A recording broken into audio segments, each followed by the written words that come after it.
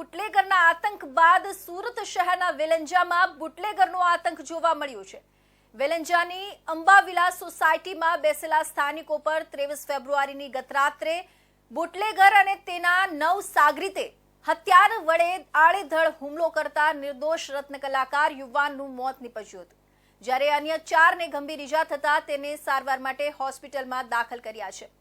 હત્યાનો ગુનો નોંધી ઉત્તરાયણ પોલીસે ગણતરીના કલાકમાં બુટલેગર અને તેના 9 સાગરીતોને ઝડપી પાડ્યા હતા।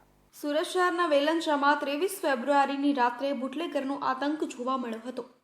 વેલંજા ગામધારા રેસિડેન્સીના ગેટની સામે આંબાલિયા સોસાયટી પાસે મોડી રાત્રે વરાછાની મહિલા બુટલેગરનો પુત્ર તેની પ્રેમિકા સાથે અંધારામાં બુલેટ ઉપર બેસેલો હતો।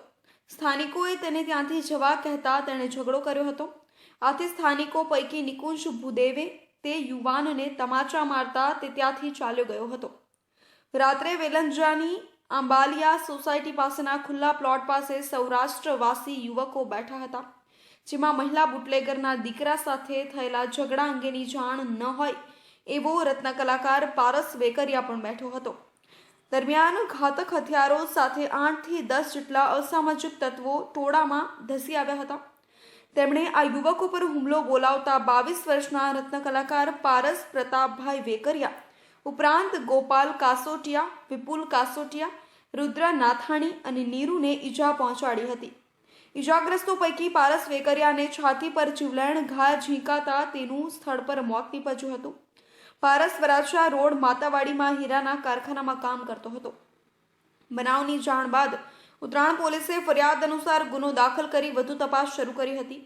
ઉત્તરાયણ પોલીસ મથકના પીઆઈ એમઝેડ પટેલે બનાવ અંગે તાત્કાલિક તપાસ હાથ ધરીને 10 હત્યારાઓને પકડી પાડ્યા હતા। વેલંજાની અંબાલિયા સોસાયટીમાં બેસેલા સ્થાનિકો ઉપર 9 સાગરીતો સાથે મળી ઘાતક હથિયાર સાથે આડેધડ હુમલો કરી નિર્દોષ રત્નકલાકારની હત્યા કરનાર રામુ ઉર્ફે રામુ ગોધરા સોમાભાઈ માવી રીઢો ગુનેગાર છે। ગઈકાલે રાત્રે ઉત્તરાયણ પોલીસ સ્ટેશનમાં વેલંજા વિસ્તાર આવેલો છે, એમાં એક હત્યાનો બનાવ બનેલો છે। એમાં બીજા 3 લોકોને પણ ઈજા થયેલી છે।